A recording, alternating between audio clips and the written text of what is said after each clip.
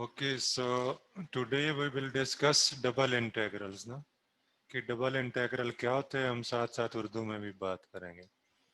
So we define the definite integral of a continuous function over an interval as a limit of Riemannian sums.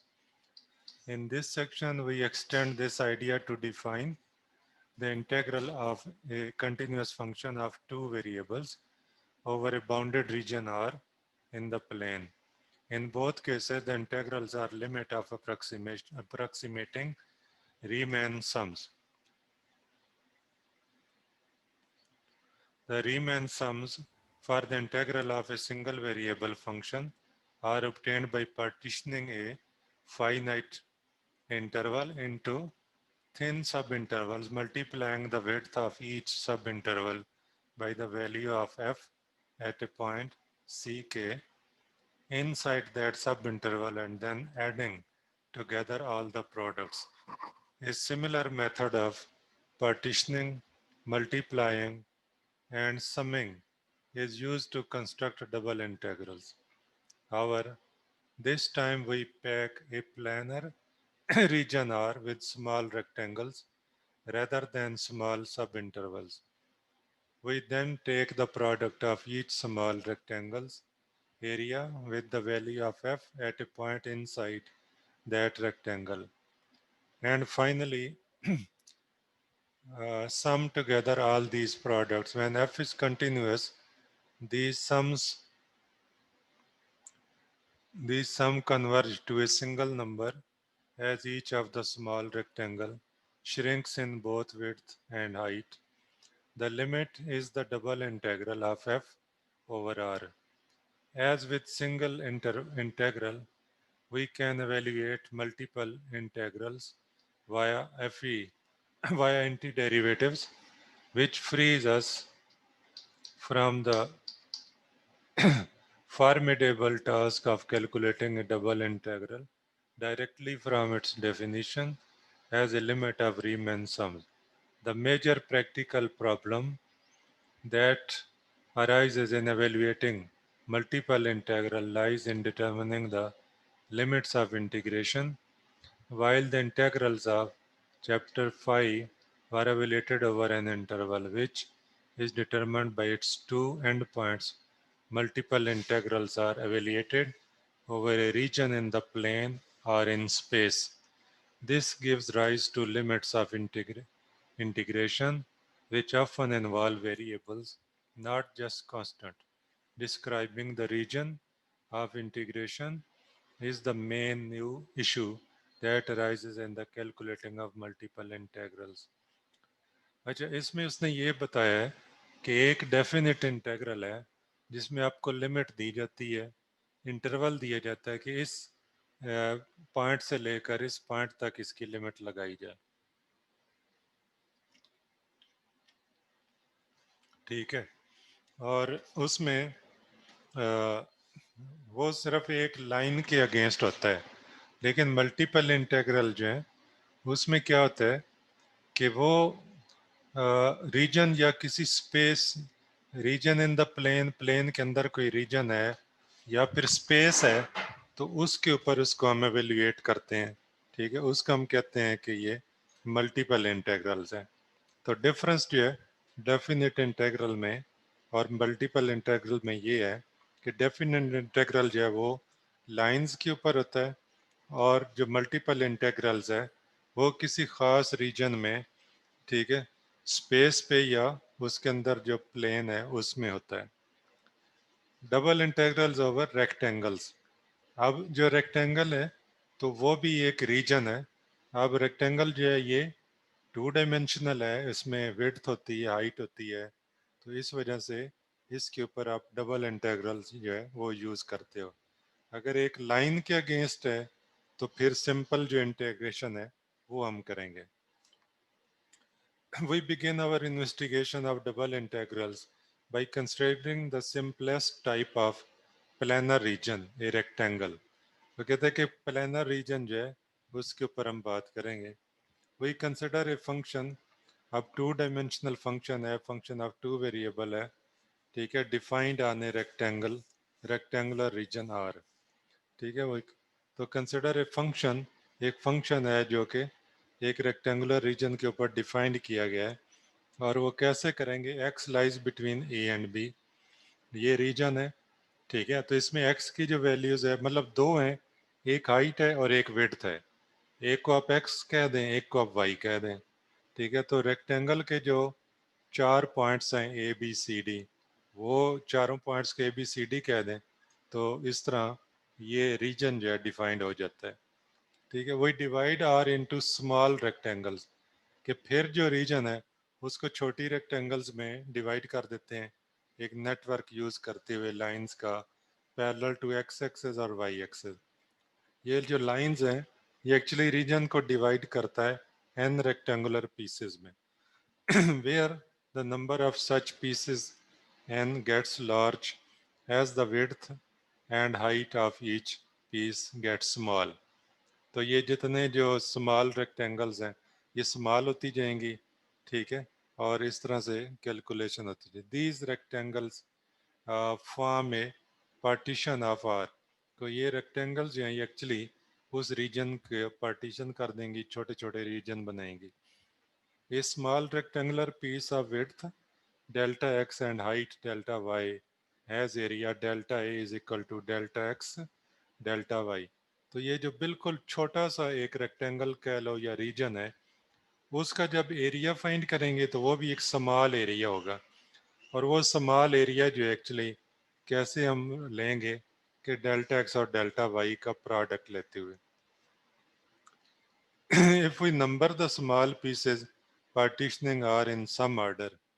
ठीक है, अगर इनको numbers कर दें 1 2 3 4, then their areas are given by numbers delta one, delta a one, delta a two, so on delta a n, where delta a k is the area of the kth small rectangle. ठीक है, to form a Riemann sum over R. ठीक है, कि अगर Riemann सम जो है इसको are के ऊपर हम करेंगे तो वी चूज ए पॉइंट को, तो कोई हम जर्नल पॉइंट लेंगे जो एक्स के वाई के in the kth small rectangle. ठीक है, अब जो यहाँ तक ये है कि बेसिक ये है कि एक रेक्टेंगल है, रीजन है जो रेक्टेंगुलर है। ठीक है, और उस रेक्टेंगुलर रीजन को हमने फर्दर काफ़ी सारी रेक्टेंगल्स में डिवाइड कर दिया। ठीक है, और वो रेक्टेंगल जितनी ज़्यादा होंगी इतना मतलब जो एरिया है वो छोटा होता जाएगा। एरिया वही रहेगा, लेकिन वो छोटे से छोटी जो रेक्टेंगल्स हैं उनमें वो डिवाइड होता जाएगा। अब अगर उसका एरिया फाइंड करें, ठीक है, तो क्या होगा कि जो स्मॉल पैच का एरिया है, किसी एक छोटी रेक्टेंगल का जो एरिया है सिर्फ वही हम फाइंड करेंगे। ठीक है, और बाकी जो बड़ा एरिया है वो उन छोटी रेक्टेंगल्स को मल्टीप्लाई करने से आ जाएगा। ठीक है, ये एक्चुअली टेक्निक्स ये है।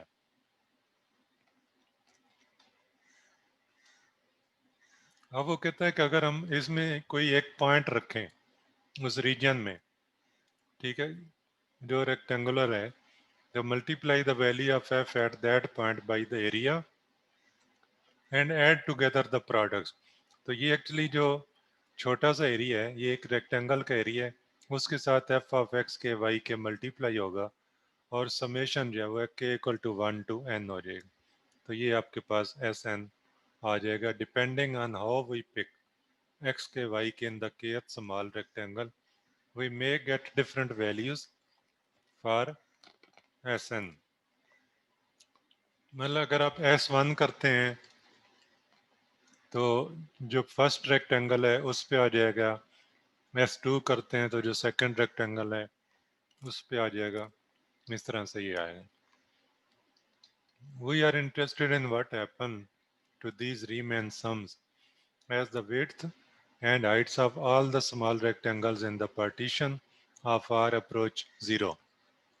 The norm of a partition P, written P norm, is the largest width or height of any rectangle in the partition if norm of P is equal to 0.1, then all the rectangles in the partition of R have width at most 0.1 and height at most 0.1। वो कहता है कि नाम p जो है फर्ज करें वो इक्वल टू 1 है या 2 है। अगर इक्वल टू 2 है तो उस रेक्टेंगल की हाइट भी 2 होगी और विड्थ भी 2 होगी, और अगर वो 1 है तो उसकी हाइट भी 1 होगी, विड्थ भी 1 होगी। ठीक है। Sometime the Riemann sums converge as the norm of p goes to 0।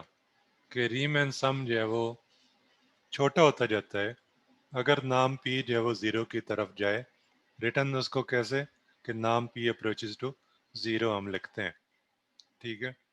यहाँ से दोबारा देखें कि वो कहता है वो यार interested in what happen to these Riemann sum, कि इस रीमैन सम के साथ क्या होता है as the width and height of all the small rectangle in the partition approaches 0।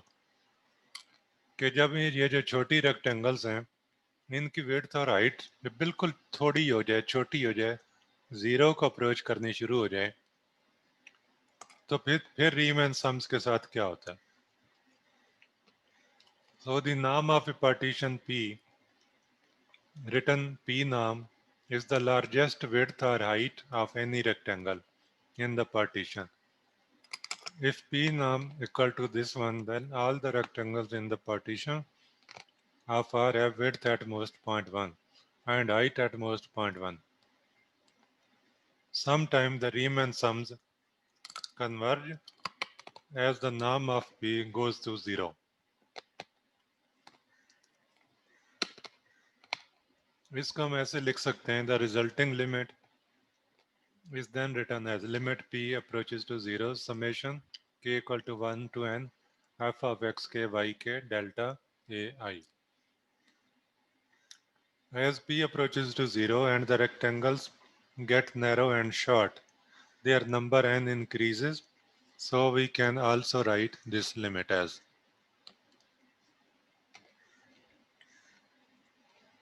वो कहता है कि p जब 0 पे जाती है तो क्या होता है कि रेक्टेंगल्स जो हैं उसका जो नंबर है वो बढ़ जाता है। तो हम ये भी कर सकते हैं कि limit n approaches to infinite summation k equal to 1 to n f of x k y k, with the understanding that delta a k approaches to 0 and n approaches to infinite and p norm approaches to 0. There are many choices involved in a limit of this kind. The collection of small rectangles is determined by the grid of vertical and horizontal lines that determine a rectangular partition of R. In each of the resulting small rectangles, there is a choice of n arbitrary points.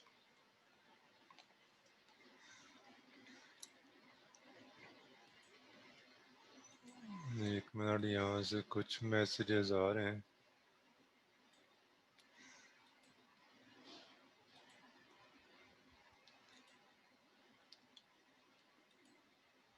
अच्छा, मुझे आपने attendance तो नहीं भेजी अभी तक किसी ने भी?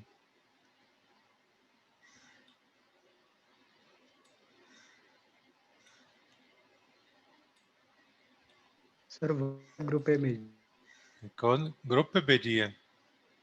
Yes sir. ग्रुप पे भी नहीं आई हुई। एक मिनट है, ये मेरे पास कोई और ग्रुप खोला है, नहीं आई हुई।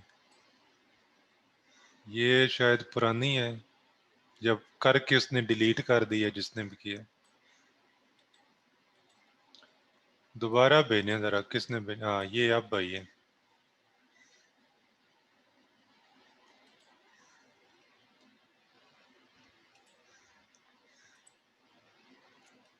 अच्छा, ये आ गई शायद ये।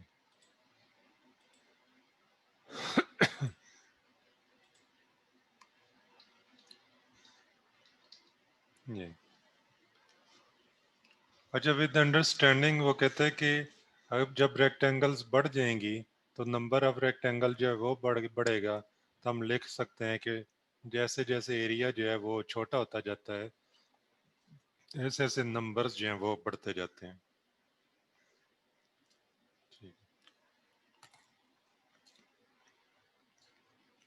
There are many choices involved in a limit of this kind. The collection of small rectangles is determined by the grid of vertical and horizontal lines. Grid क्या होता है? जैसे आपके पास एक ग्राफ पेपर है, उसके ऊपर छोटे छोटे बॉक्सेस लगे हुए हैं, तो उसको ग्रिड कह सकते हैं आप। In each of the resulting small rectangle, there is a choice of an arbitrary point at which f is evaluated. तो जो भी रेक्टेंगल है उसके अंदर एक पॉइंट, कम से कम एक पॉइंट होगा जिसके ऊपर ही उसको एवेल्युएट किया जा सकता। These choices together determine a single Riemann sum. To form a limit, we repeat the whole process again and again, choosing partitions whose rectangle width and heights both go to zero and whose number goes to infinity. When a limit of the sums exists giving the same limiting value no matter what choice are made, then the function f is said to be integrable.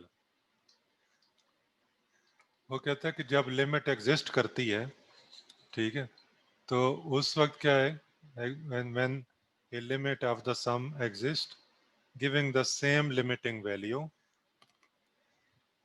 कि जब limit exist करे कोई भी limit की value देते हुए, ठीक है, तो फिर हम कहते हैं कि f जो है वो इंटेग्रेबल है। और लिमिट जो है is called the double integral of f। तो लिमिट उसको डबल इंटेग्रल कह सकते हैं ओवर r। कैसे लिखी जा सकती है? ऐसे, integral over r f of x y dA या फिर dx dy। ठीक है, तो एक्चुअली जो डबल इंटेग्रल है वो सारा जो ये सम है, रीमैन सम है, इसको इकट्ठा करके फिर बनाया जाता है। अच्छा, double integral as a volume, अगर वॉल्यूम के तौर पर लिया जाए तो when f of x y is a positive function over a rectangular region or in the xy plane, we may interpret the double integral of f over r as the volume of the three-dimensional solid region over the xy plane bounded below by r and above by the surface z. अब वो कहते हैं कि अगर volume हो तो फिर उसकी जो बेस है वो टू डायमेंशनल होगी और इसकी जो हाइट है उसको एक सरफेस के तौर पर आप ले सकते हैं, तो वो आपके पास एक वॉल्यूम आ जाएगा। उसको कैसे करेंगे? Yes,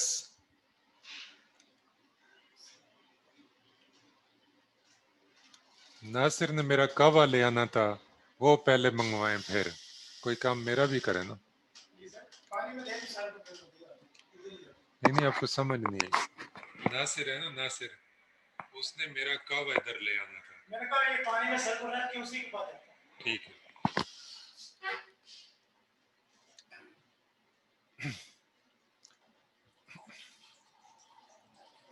The sum Sn thus approximates what we want to call the total volume of the solid. The sum Sn thus approximates what we want to call the total volume of the solid. We define this volume to be volume is equal to limit n approaches to infinite, Sn is equal to integral over region fxy dA, where delta Ax approaches to 0 as n approaches to infinite. As you might respect, this more general method of calculating volume agrees with the method, okay, shows Riemann sum approximating to the volume becoming more accurate by the number n of boxes increases. देखिए यहाँ पर मतलब ये कि जितने जो number of boxes हैं, ठीक है, या छोटे जो आपके पास रीजन्स हैं, वो जैसे ही बढ़ेंगे तो अप्रॉक्सीमेशन जो है वो ज़्यादा एक्यूरेट होना शुरू हो जाएगी। उसके बाद Fubini's theorem of calculating double integral है कि कैसे कैलकुलेट किया जाता है। Suppose that we wish to calculate the volume under the plane z is equal to 4 minus x minus y over the rectangular region R. X lies between 0 and 2 and y lies between 0 and 1 in the xy plane. If we apply the method of slicing from section 6.1 with slices perpendicular to the x-axis, then the volume is, ठीक है, वो कहते हैं कि अगर हम छोटे छोटे पैकेज बना लें स्लाइस करके, ठीक है, इस वॉल्यूम को स्लाइस मतलब जैसे पीसेस होते हैं,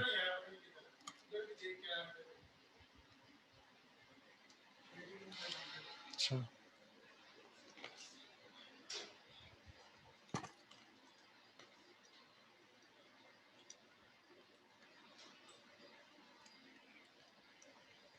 तो हम इसकी जो लिमिट्स है जैसे ये वाला, अब एक्स एक्सिस का लिमिट है तो एक्स एक्सिस 0 से 2 पे लगा सकते हैं, ठीक है।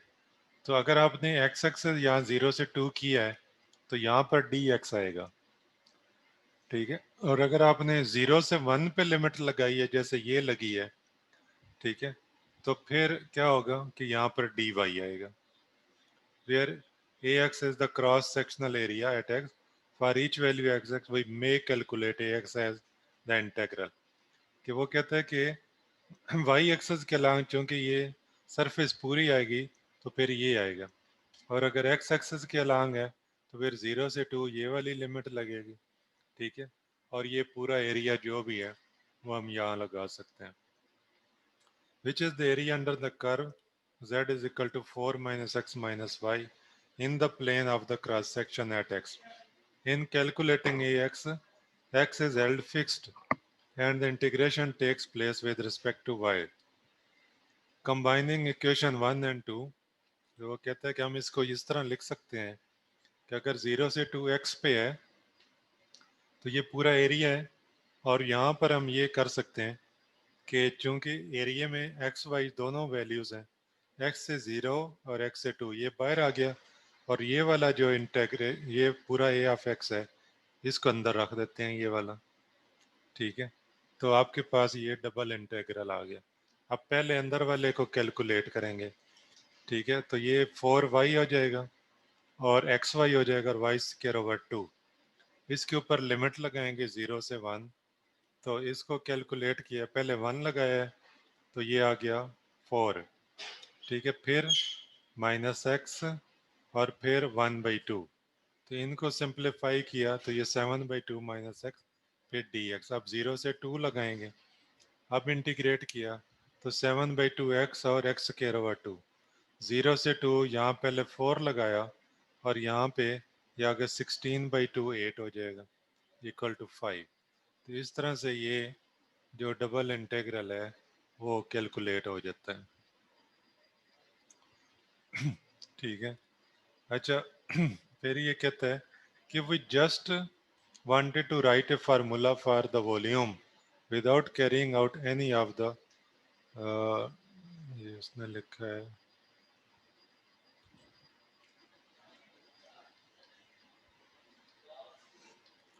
any of the integration, so we could write, तो ये ऐसे लिखा जा सकता है कि ये फार्मूला ऐसे होगा, the expression on the right called the iterated or repeated integral says that the volume is obtained by integrating 4 minus x minus y with respect to y from y equal to 0 to y equal to 1 holding x fixed, and then integrating the resulting expression in x with respect to x from x equal to 0 to x equal to 1.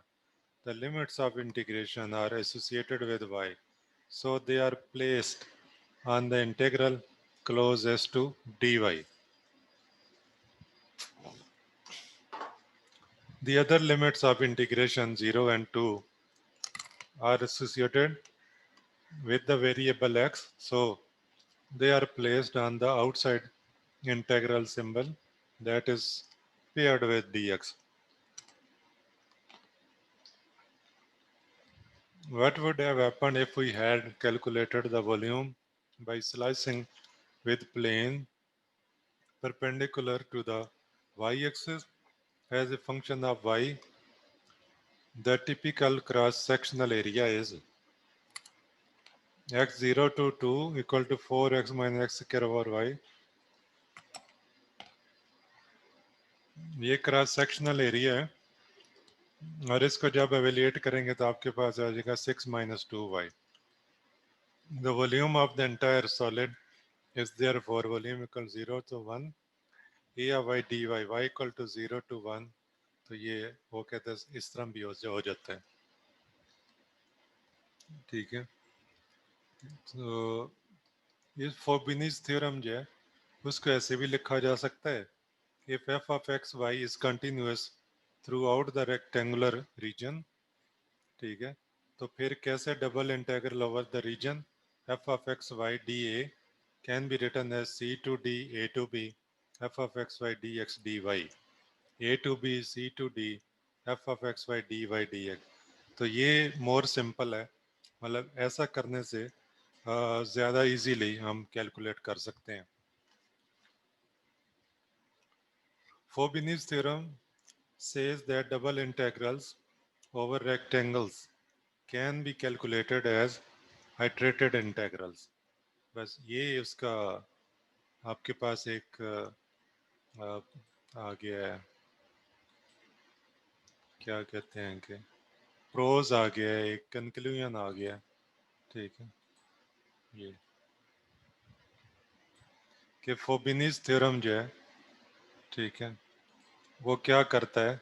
फोबिनीज theorem double integrals over rectangles जो है वो कहता है कि इसको can be calculated किया जा सकता है आइट्रेटेड इंटेग्रल्स के तौर पर, कि डबल इंटेग्रल जो है उसको एज आइट्रेटेड इंटेग्रल के तौर पर कैलकुलेट किया जा सकता है.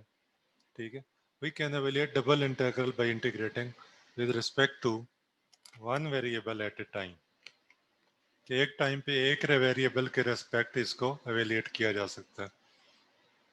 Fubini's theorem also says that we may calculate the double integral by integrating in either order, कि किसी भी ऑर्डर के रेस्पेक्ट हम पहले से कर सकते हैं. A genuine convenience, as we see in example 3, when we calculate a volume by slicing.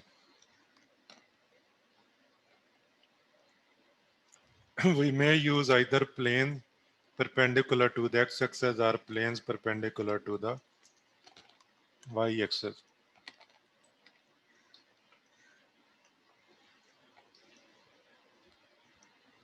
ये एक एग्जांपल आ गई है कि डबल इंटीग्रल को कैसे कैलकुलेट किया जा सकता है.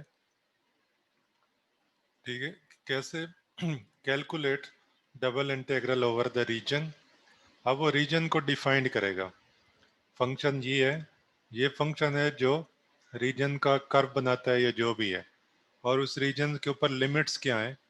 एक्स जो है 0 से 2 और वाई जो है वो -1 से 1. ठीक है, तो आप क्या है कि अगर 0 से 2 लिमिट जो है ये एक्स एक्सिस के ऊपर है, ठीक है, और ये अगर यहाँ लगी है तो ये जो फंक्शन है 1 minus six x square y d x d y हम इस तरह लिख देंगे. अगर यहाँ x वाली लिमिट है तो यहाँ पहले dx आना चाहिए. यहाँ अगर y वाली अंदर है तो यहाँ dy पहले आना चाहिए. ठीक है, इसको अब विद रिस्पेक्ट टू x किया है तो यहाँ x आ गया और यहाँ x क्यूब ओवर, तो x क्यूब ओवर 3 आया, तो 3 2s आर 6, ये हमारे पास आ गया. और x की लिमिट्स यहाँ लगा दी. x की जगह पहले 2 लगाएंगे, ठीक है, फिर ये 16y हो जाएगा और माइनस जब 0 लगेगा तो ख़त्म हो जाएगा. अब आपके पास रह गया dy. अब इसको विद रिस्पेक्ट टू y के इंटीग्रेट करेंगे तो ये आ गया 2y minus 8y square -1/1 -1 to 1. अब पहले 1 लगाएंगे, ठीक है, 2y माइनस 8y. ठीक है, तो ये -4 आ गया, फिर -1 लगाएंगे, ये आ गया -2 और ये +8 हो गया. ठीक है, तो इस तरह आपके पास 4 आंसर आ गया. ये reversing the order of integral give the same answer. कहते हैं कि अगर हम पहले विद रिस्पेक्ट टू y कर लें और फिर x करें तो तब भी वही आंसर आएगा। ठीक है, तो ये डबल इंटीग्रल की एक एग्जांपल आ गई। इसके बाद ये आ गया कि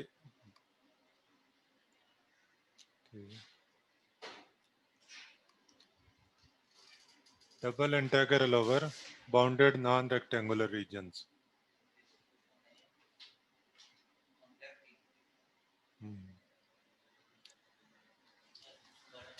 अच्छा, to define the double integral of a function over a bounded non-rectangular region R, such as the one in figure, we again begin by covering R with a grid of small.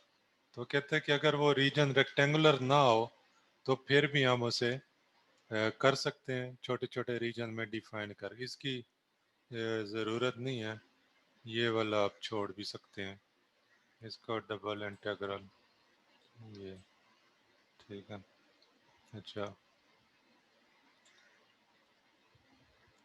ये इससे direct हम फिबिनीज stronger form पे आ सकते हैं कि stronger form इसकी क्या है कि अगर कोई रीजन जो है वो कंटिन्यूस है, ठीक है, तो और उसमें कोई फंक्शन भी इन्वॉल्व है, एक में तो लिमिट है ए बी और दूसरे में फंक्शन इन्वॉल्व है, तो वो उस फंक्शन से लिमिट भी लगाई जा सकती है।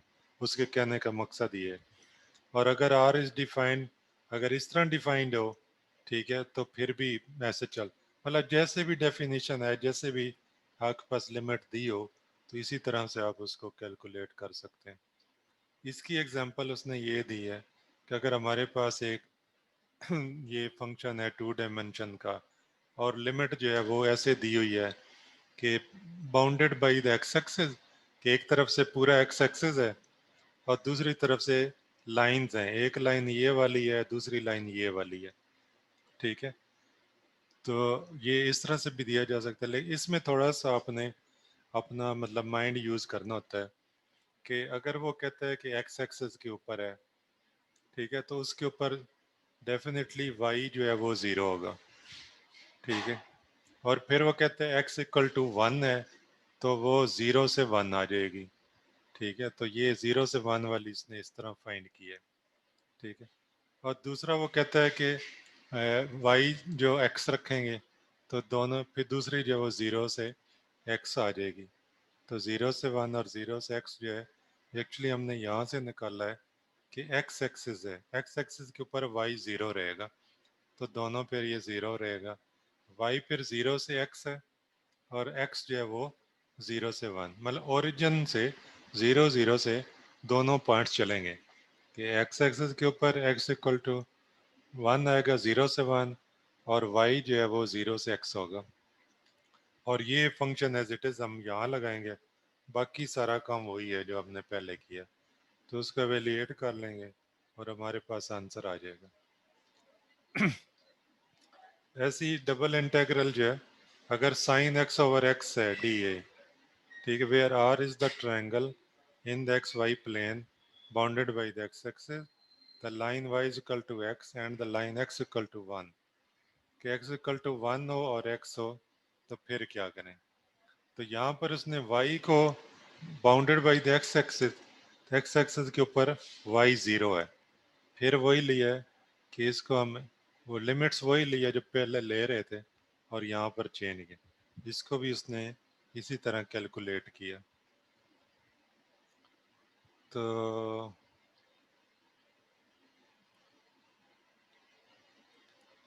ये थोड़ा डिफरेंट है। अब आपका कोई क्वेश्चन है तो वो बताएं कि अभी तक जो पढ़ा है उसके रिलेटेड क्वेश्चंस हैं तो वो ज़रा आप पूछ लें, फिर मैं एक्सप्लेन कर देता हूँ।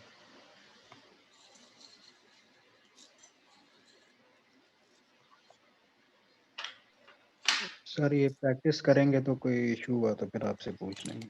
ठीक हो गया।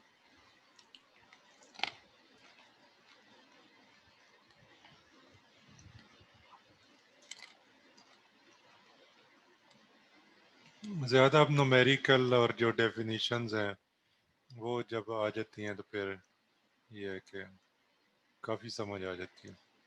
तो आगे चलें फिर। सर काफ़ी है मेरे ख्याल से। तुम्हारा ख्याल तो नेक है, लेकिन सर वो कुछ at least yes sir, questions sir तीन क्लासेस एट टाइम चल रही हैं सर।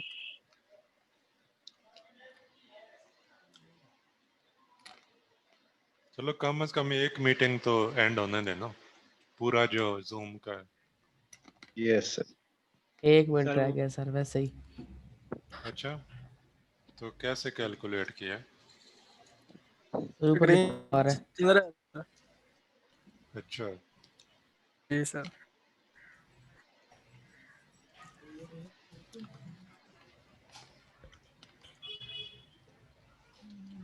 चलो सर वो फिर जो असाइनमेंट है वो सर कब आपको जमा करवानी है? आज मतलब 3 व्हाट्सएप या दिन ईमेल पे? 3 दिन थे, आपने पहले नहीं जमा कराई लगता है।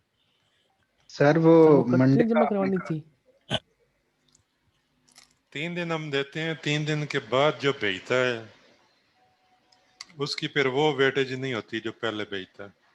नहीं सर, आपने मंडे का कहा था कि आप सर नेक्स्ट। मैंने कहा था आज मंडे ही है। सर सर तो तो आज आप बता आपको देते ना। हाँ जी, सर वो किधर भेजे आप बता दें। जहाँ पहले भेजी थी। पे जैसे पहले भेजी ऐसे ही ये भी भेजनी है।